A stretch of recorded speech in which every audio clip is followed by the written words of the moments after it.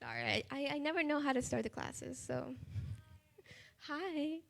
Okay, I'm gonna just jump in today with the class since I really don't know how else to like start it. So, I started off by thinking about this video when I was a little girl. I was about 2 or 3 years old, and my mom has it around somewhere. And I remember watching this video, and she would ask me when I was 2 or 3 what I wanted to be when I grew up. And I told her what I wanted to be, and that what I wanted to be was a mom. I told her I want to be a mom when I grow up. Since a very young age, I always dreamed about becoming an adult and becoming a mom. That was my little fantasy. I always looked forward to getting older. Well, around the ages of from 5 to 8 or 9, there was one thing I really looked forward to on Sundays. I liked going to church on Sundays, obviously, but the thing that I looked forward to the most on Sundays was getting home, because I would, in the morning, look at my mom and see what outfit she was wearing and what heels she was putting on. Because when I was a little girl, what I would look forward to is when I got home, she would immediately just take off her shoes, leave them in the door, and I would stay in my nice Sunday clothes, take my little girl heels off, and put on the big girl heels. And we had hardwood flooring in our house, so while my mom was cooking, all you would hear was click, click, click, click, click, click, click, and click, click, click, click, click, click, click, because I was having so much fun pretending to be an adult. I was an adult woman with the big heels and my nice Sunday clothes. And during the summers, when she was working, and my dad was at work, and I would stay home because I had no school with my grandma, I would sneak into my mom's room, and I would go through her makeup, because she never let me touch all her makeup. Some of it was expensive, or she was scared I was going to poke my eye out with mascara or eyeliner. But during the summer, since she wasn't home, I would sneak in, and I would take all her makeup, and I would play with her makeup, and I would take all her high heels. I would look through all her boxes and try to find my favorite heels and dress up. And I couldn't wait to be the age that I am now. I was so excited to reach age 20 and plus. And it didn't stop there. When I got into high school, I kept dreaming about, 20s. They're going to be so much fun. And when I was in high school, I told myself, oh my gosh, I can't wait. I already had everything for my 20s planned. I told myself, I'm going to graduate at age 18. I'm going to find someone nice in college, and we're going to date for 2 or 3 years. By age 20, we're going to be in a serious relationship. Age 21, I'm going to get engaged. Age 22, I'm going to be planning a wedding, and I'm going to be married by 22. 25 years old, I'm going to have my first child. 27, I'm going to have my second one. And by 30, I'm going to have my third one. That was the plan. But see, the thing is, I'm 21. I'm going to be 22 in 4 months. And I'm not engaged. There's no ring. And there's no boyfriend. I'm a little bit behind schedule, obviously. I'm a little behind schedule, and it's a little oh my gosh, this is not turning out the way that I planned it to be. My friend, she turned 21 this week, and I had called, and we were on the call, and we were talking. I was like, oh my gosh, happy birthday, you're 21, it's so much fun. And she's like, Suzi, I can't believe this. I'm 9 years old. I'm 9 years closer to being 30. And I was like, oh my gosh, you're right. I'm almost 8 years closer to being 30. And then we started talking. We were like, oh my gosh, we're almost getting to our 30s, and life is just not the way that we thought it would be. Our idea of what 20s would be like is very different from the reality that we're living. See, we thought, we were going to be going out to eat all the time, and we were going to have boyfriends, and we're going to force our boyfriends to be best friends, because we were all going to be together all the time, like one big happy family. And we were going to be, going out all the time together, and we were going to be planning weddings, all that cute stuff that you see in movies. That's what we envisioned and what we planned for our 20s. That's what we thought it was going to be like. But instead, we're kind of stressed at college. We're not going out very often. We're very busy. We're very tired. We're working. We're doing homework. I barely have time to do anything else. And it's just not the way that we planned it to be. Even now, I'm going to go visit them this week. And we were on the call, and I was like, okay, yeah, my flight's to get here at this time. And then we're like, when are we going to go out? Because I work in the mornings. I have to do Zoom meetings with the little kids from the school that I work at. And then they were like, okay, but in the afternoon, I have classes. And I'm like, oh, but this, and they're like, are you free on Thursday? I'm like, oh, Thursday's the day that I have my classes. And even though I'm going to go visit them, we're not even going to go out. We're literally going to just keep doing our day-to-day schedule, but at least we'll be doing it together under the same roof. But it's not what we envisioned. It's not the ideal that we had planned.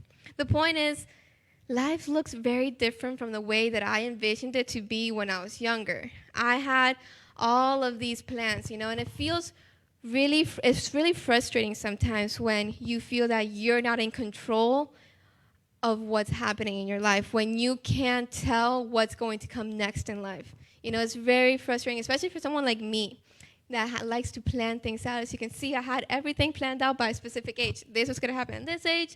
This was going to happen at that age. It was going to go ba, ba, ba, and that was it. And it's really frustrating when you see that your life and the plans that you were making are not going the way that you wanted it to be. And you start to get stuck on this idea like, oh my gosh, the perfect life, it's gone. It's gone because you're so set on like, this is the plan. This is the perfect one. And since I'm not getting what I want, there goes my perfect life. There's nothing else to look forward to. And you start to ask yourselves, what are you doing, God? God, don't you see? I'm almost 22. I should be planning a wedding right now. To God, my plan is this, and you're not cooperating. What are you doing? What are you planning with my life? Because I thought it had to be like this, and you're not doing that. But if you read the Bible, you know that God is a God of order, and he's a God that pays attention to every last detail. He is completely in control, even when we think that it's not happening. He is in control. He knows every single detail. He's someone who doesn't just let things happen. He pays attention to every last little detail, even the ones that you don't realize are there. Yet, even though we know this, it's really hard to let go of our plans and let go of our ideals in life and place it in his hands, even though we know who God is. Because we've all heard about God here a bunch of times. You guys come here every Friday. And we all know who God is and how great he is and how good he is and all those stuff. We know all the attributes of God. Yet, even though we know that, it's really hard to just say, you know what, here are my plans. Take them and do as you wish. It's very hard to do that. And I think it also has to do with the personality. Some of us, we have this personality that we like to be in control. I'm one of those people who likes to be in control. I was one of those people who hated doing group projects. And still to this day, I still don't like doing them. Even in college, I don't like doing them because I don't like having to put something that's important to me, like my grade, in the hands of somebody else. I want to make sure this is my grade. This is important to me. So I want to be in control of this because this matters. So I don't like doing group projects because I don't want to have to worry about the other person. And if given the option to work alone, I will take that option because then I know I'm doing it my way. I'm doing it on my time. I'm doing it the way I like to do it. I don't have to worry about what the other person's going to do. I don't have to worry about if I'm going to like what they're doing. Because this one time, I remember the first class that I took in college, I had to work with this guy on a group project. And I was like, okay, let's do this. But the guy did not have a vision. He did not know what he was going, like what direction he wanted to do things. He could not stick to an aesthetic to save his life. So as I was sitting with him on the computer trying to do this PowerPoint, he's like, let's do this slide with this font color, and this font size, and this background. And then the next one, he wanted to do something completely different. Each slide had a life of its own. Different font sizes, different colors, different styles. One background was a plain background with one color. The next background was like some random picture that he pulled up out of Google. The next background was like some pattern background. And it was just not a pretty background. And long story short, I was really embarrassed to have to go in front of the class and present this Frankenstein of like a PowerPoint. It was not cute. It was not pretty.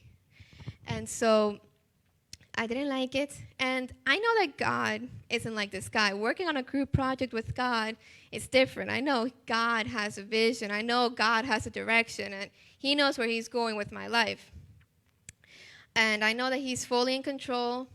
I think the problem is we just sometimes forget how precise God really is. We forget how detail-oriented God truly is with everything that he does. We may procrastinate. We might leave things for last minute. And sometimes we're like, okay, I don't have that much time. Let me just wrap this thing up. And if I get a C or a B, that's fine. I'm not aiming for an A as long as I pass.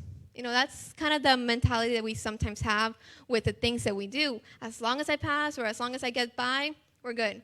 But that's not God. That's not the way that God does things. We know that God is not some kind of person that just leaves things for last minute and just half efforts. God is somebody who plans things out, and he knows exactly where he wants to take your life. In Psalms 139, verse 16, can we get that up, please? It says, "Your eyes saw my unformed substance. In your book were written, every one of them, the days that were formed for me, when as yet there was none of them." In other words, from the very beginning, he already knew about you. He already knew your name. He already knew every single day of your life. It's not like he's just making you and seeing, okay, let's see where her life or his life goes. From the very beginning, before you were even formed or born, he already knew every single day of your lives. He is not somebody who's just messing around. He knew you from the very beginning. He has known everything about you every single day. If there is somebody that we can trust with this precious gift of life, it's the one who has created it and given it to you. But see, the problem is God doesn't sit down with you and explain everything. He's not like, okay, well, now that you accepted me as your Lord and Savior and you're saved, let's have a chat and let's go through this PowerPoint. At age 25, you're going to go through this, this, and this, and this. At age 26, you're going to have this problem like around mid-March. But don't worry, by June, you'll be good. And then at age 28, age 28 is going to be a really bad year for you. You're going to have these problems. But don't worry, by age 29, you're going to be good. That's not what God does, right? He doesn't sit you down and explain every part of your life. I wish. That would be really nice, in my opinion, to know ahead of time everything that's going to happen. But he doesn't do that. He doesn't sit down with you and tell you word for word, March is going to be like this, and then like this, and then this, and this, and this. He doesn't do that. I wish. I really do wish. But it doesn't happen. And that makes it a little harder for us, because when we do not know what's coming, when we do not know what to expect and what he is planning for the future, that means that every step of the way you have to then fully rely on him and fully lean on him and fully trust him the entire time, because you're not the one that knows, he's the one who knows. So you have to then commit to him. And that's a little frightening, to have somebody else being the one who's knowing, but not you. It's hard not knowing. I think it's a deal breaker for many of us. God, I really do want to believe in you. God, I really do want to trust you. God, I really do want to commit to your plan for my life. But you're not telling me everything, and I don't know. Like, I know that you're a good person. I know that you have great things, but I don't know every detail of your plan, so I don't think I can fully commit to it. Because if I'm going to commit to your plan, I need to look at it. I need to make sure that everything that you have in my life, it's what I like and nothing that I don't like. I need to, proofread this whole plan before I fully commit. Because we can't work with that fact that we don't know. We want to know. And we know that he's not going to fail us, but again, we just can't deal with that fact that he won't tell us everything at once. There's a few books in the Old Testament that I know a lot of people don't like to read a lot. There's these books in the Old Testament that people sometimes think are boring. They're not very good to read. They're not that fun to read. They're not that interesting. or there's not that much to take away from these books. But there is. Everything in the Bible is great for learning. But sometimes we struggle with certain books. And these books that I'm talking about are Exodus and Leviticus. Those are really fun books to read. I know everybody loves those books, right? But I've read them a few times, and at first I always thought, like, this is a drag. This is really hard to get through these two books. But after reading them a few times, one day it really clicked in me, something about these books. And ever since then, every time I read these books, I can't look at it the same way. And I'm not going to lie, Leviticus and Exodus was hard, especially Leviticus, because the amount of times Leviticus mentions the word blood in the same sentence as sprinkle, pour, and sacrifice. If you know me, I don't like to talk about blood. Blood is very gross for me. I get all lightheaded and everything talking about blood. It's not for me. I could never be a doctor. I can't even watch those shows about, like, the emergency room. Ugh, no. So when I was reading Leviticus, it was a little hard, but I got through it. But Leviticus is much more than just the blood sacrifices. There's other stuff in Leviticus. There's lots of talking about offerings, about feasts. There's conversations about laws. So Leviticus does have a lot of other topics within it. And what really grabs my attention is how detailed each of these things are. When God talks about these sacrifices, he doesn't say, grab any animal. No.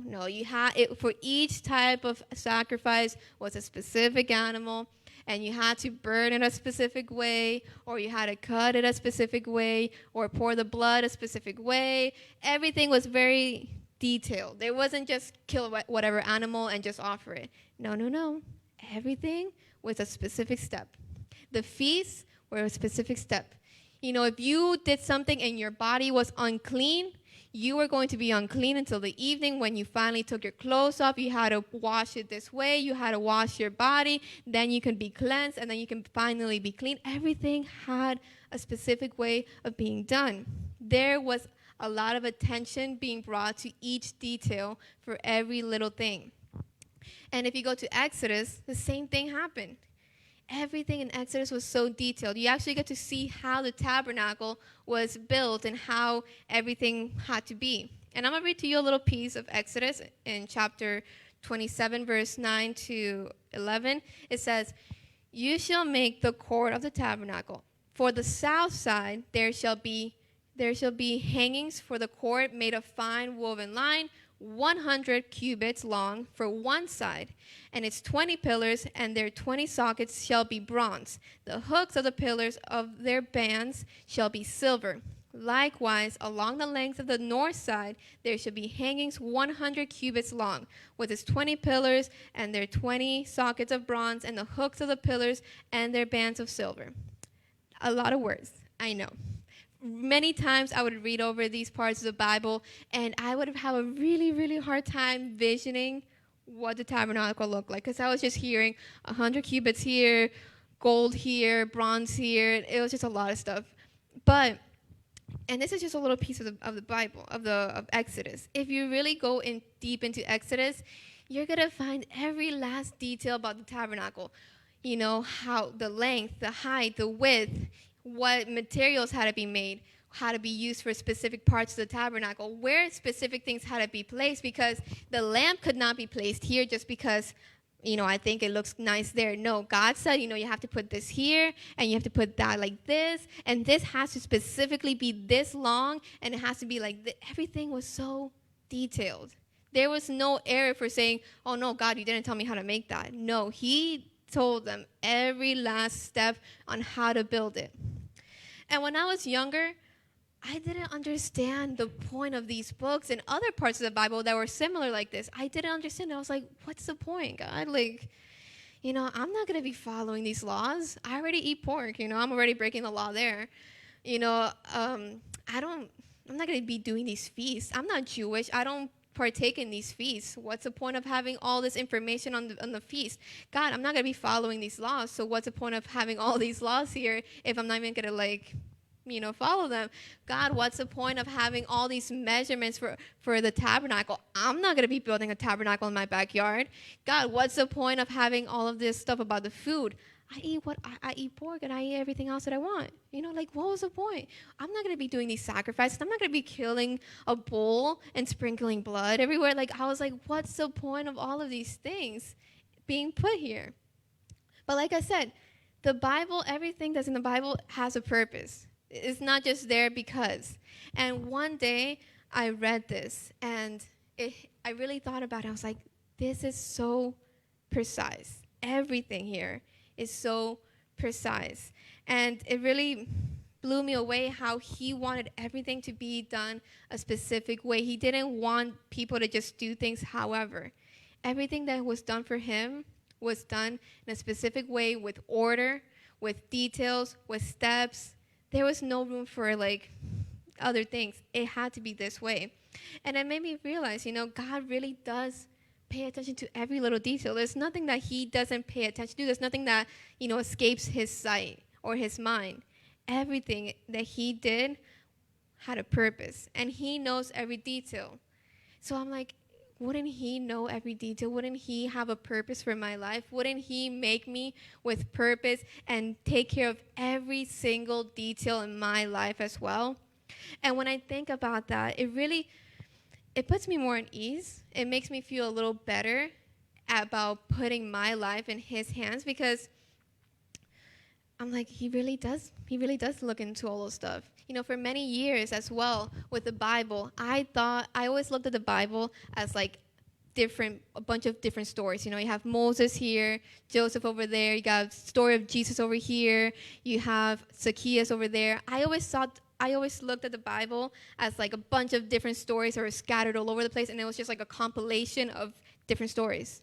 But over time, I realized all these books were never meant to be seen and isolated from one another. The Bible, everything in the Bible comes together to tell one big story about God. Even every little story in the Bible, every single word, every single book and chapter that's included in the Bible, God had a purpose for that, because all of that, God wanted to reveal to you. God wanted all of these stories to come together to reveal his story, his purpose of coming down.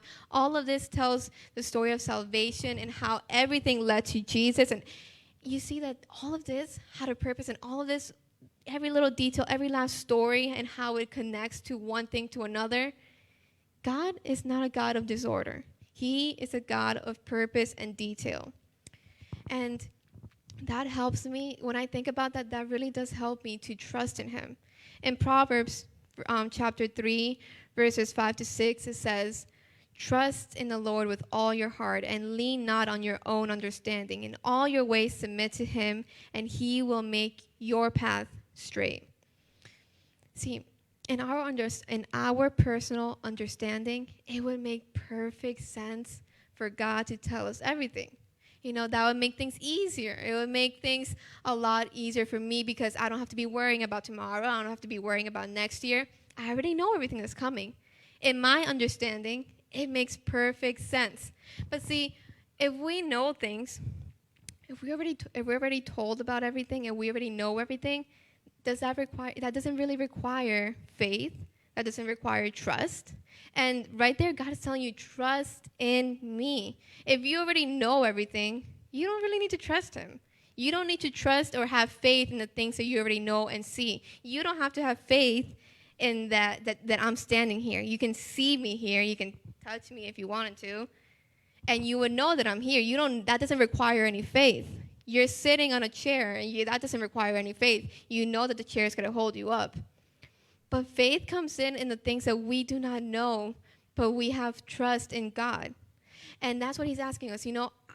Don't lean on your own understanding. I know that this doesn't make sense. I know that you don't know everything, but trust in me and in my perfect timing. A year ago, I had to take a class. You guys know that I'm majoring in education, and I had to take an elementary art class, which is very simple. It's just how to teach art to little kids. It was really fun. We did a lot of crafts. But one day, the professor made us do something that none of us really understood. He gave us a sheet with 30 or 40 little squares similar to the ones that you guys have. And they were just weird because those squares, each of them had just like random lines. Some had straight lines, some had squiggly lines, some had circles or curves or whatever. But it didn't make sense. They just looked like a bunch of random squares. And then he gave us a paper with a grid. And we had to, find each one. So like this one says 6A. So then I would have to go to the grid and find 6A. And here you guys are just going to paste them. But for us, we actually had to draw each one into the grid. And they were just out of order, and they just didn't make sense. And he's like, don't worry, just draw it. And we were like, okay, he is a professor, he's an artist, let's just trust him and keep doing it. So I want you guys to look at your paper, the little squares that you guys have. And don't look at anybody else's, just look at yours. And I want to see if anybody can guess, based on your square only, can you guess what the full picture is? What? A boat? Okay, any other guesses? A person with a crown. But are you for sure based on that? That looks like a person with a crown, that looks like a boat? Okay, obviously, those squares don't really show anything. So I'm just going to ask random people to come up. I'm going to ask like 2 or 3 of you guys, if you guys can come up. 2 or 3. Maria, Anna, you guys, just 2 or 3 right now. Just come and find where yours goes. Let's see.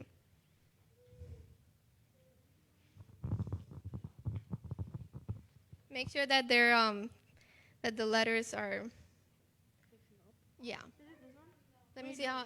Yeah, it's facing up. You gotta make sure that they're facing up. Okay. So we got 3 pieces up. Well, we got 4. Can you guess what it is? Are you sure? We already have 4 pieces up. No, 1, 2, 3, 4. We got 4 pieces up. Can you guys guess? No?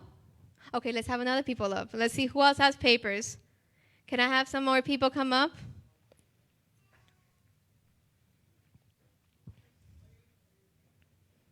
Make sure that they're facing up. No, like this. Like this. Make sure that they're facing up. So, like that, yeah. So let's see if after we get a few more pieces, yes, that's 5D.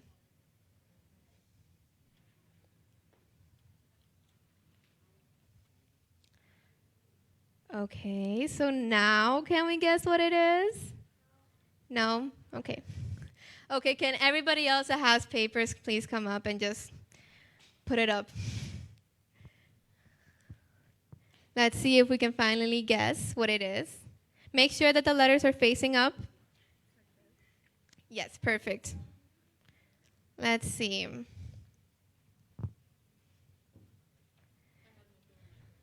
Yours is 5A, so 5, and then go to 8. Let's see. Take your guesses. Look at this and try to take your guesses at what it can be.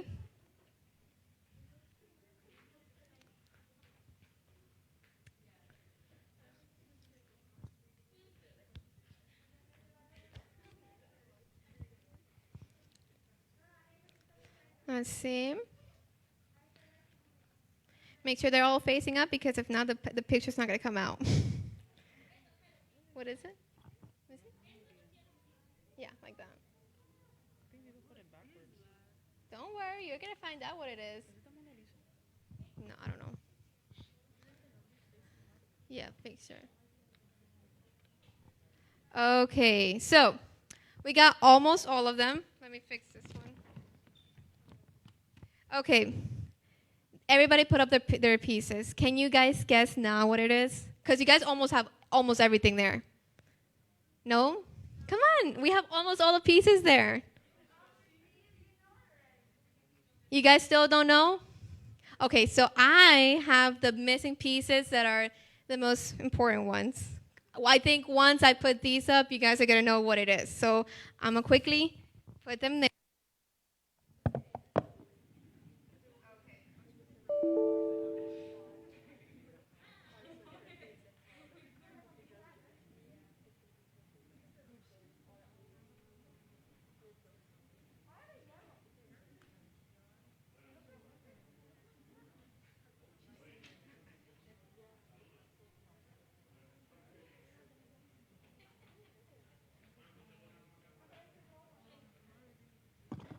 Can you guys guess now? Can you? What if I turn it over? It's not responsible. It's a Mona Lisa. Okay. So the point of this, okay, when we were drawing this, my professor told us, don't try to look forward. Don't try to see what it is. Just draw the square. I was like, but professor, I want to know what it is. No. Don't look forward. Just draw each square. And that's what he told us. And we were like, okay, let's draw each square. And we kept drawing and drawing until we figured it out. We were like, oh my gosh, we drew the Mona Lisa. But the thing is, and I promise you, my Mona Lisa came out pretty good. But the point is that he told us, if I had told you at the beginning of class that you were going to draw the Mona Lisa, would you guys have done it? Most likely no. Guys, if my professor would have told me, you're going to draw the Mona Lisa today, I would have told him, no, professor, that's not me. I'm not an artist. I suck at drawing. I really do.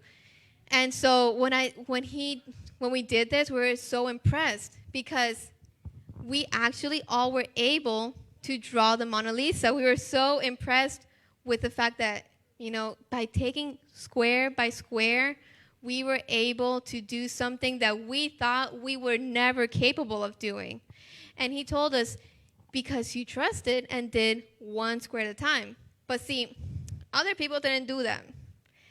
Other people didn't do what the professor was telling them. Other people wanted to get ahead. They didn't trust that this was going to come out nice. So I want to read to you guys one last Bible verse.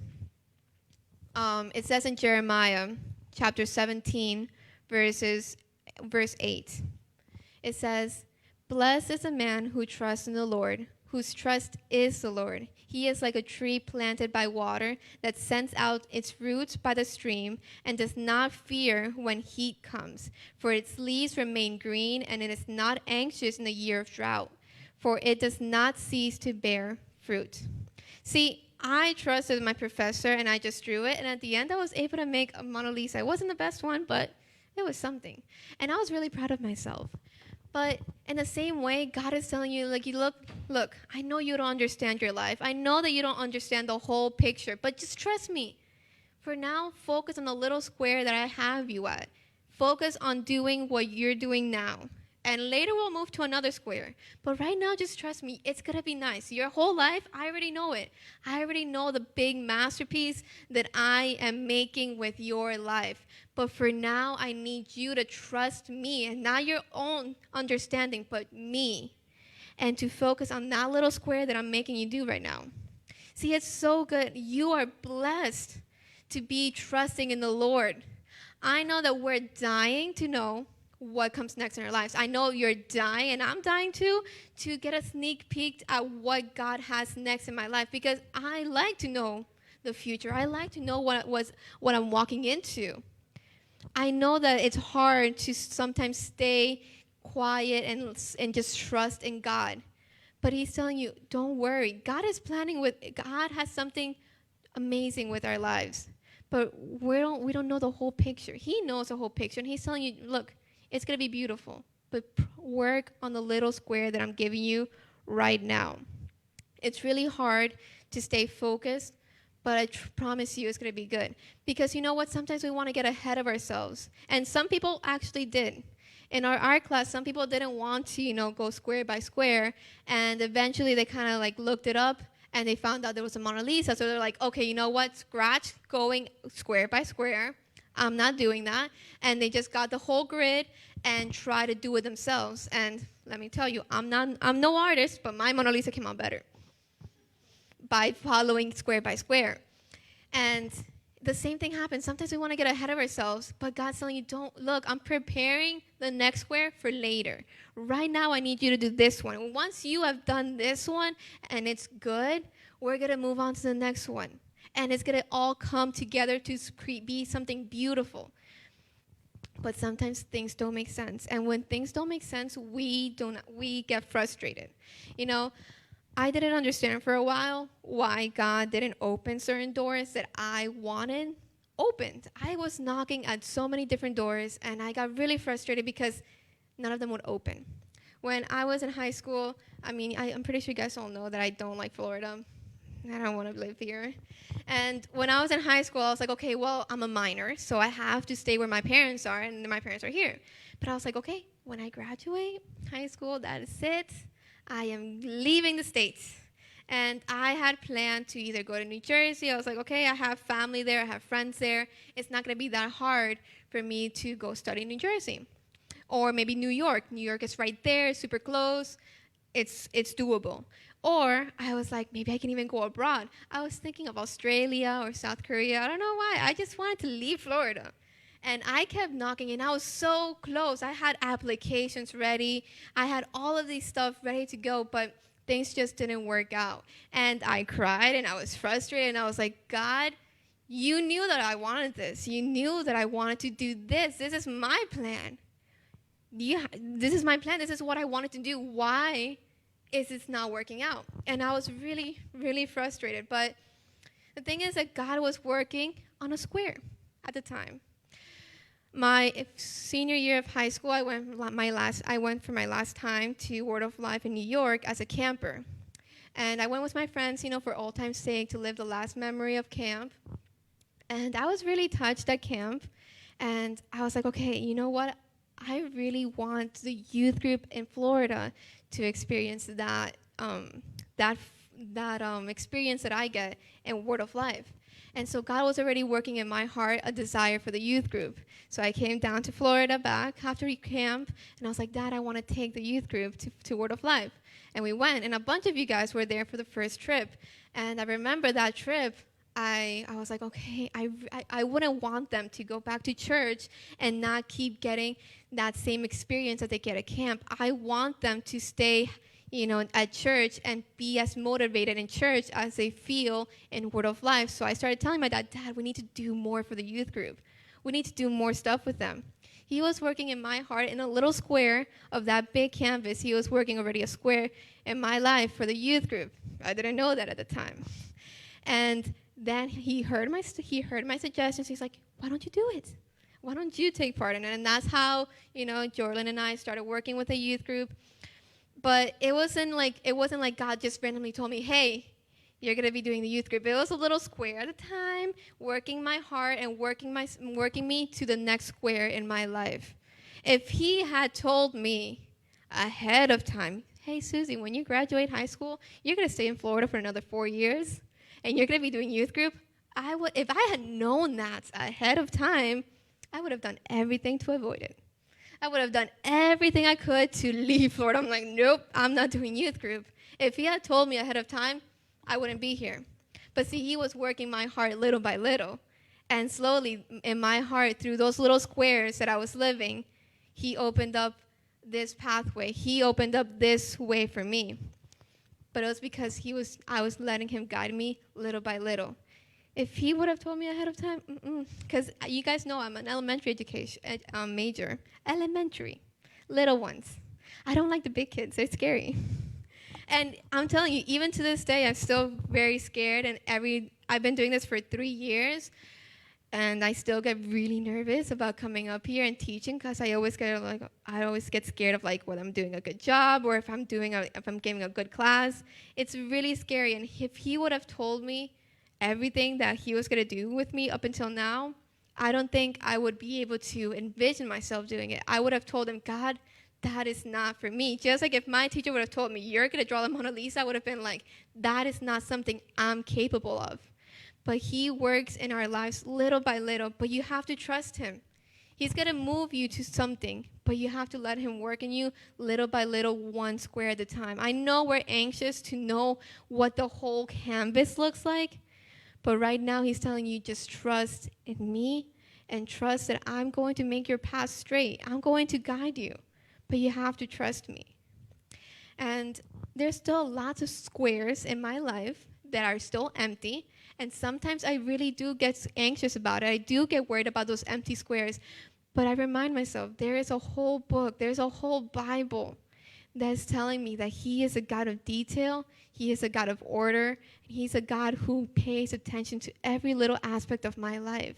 And because of that, I know that even though I don't know everything, and even though I can't make sense of everything, one day he's going to finish that masterpiece, that whole canvas in my life. And whenever I'm doing these classes, I'm almost done, I swear. When I do these classes, a song always comes into my mind. And this time, it was a song by Casting Crowns. It's called Already There, sorry. Already There. And one of the parts of the song says, one day I'll stand before you and look back on the life I've lived. I can't wait to enjoy the view and see how all the pieces fit. One day, we're going to be able to see our life and how everything came together and how everything had a purpose. Right now, you're only seeing a scattered few pieces. But one day, you're going to be able to look back and see how all of those pieces had purpose and how they all came together to form this one big canvas. And within that small little canvas of your life, you're going to see how that was able to fit into the bigger canvas that is God's plan of salvation and on this earth. But you just have to trust and work on your little square for the moment. And one day, we'll move on to the next square. But for now, just focus on that square and trust in him.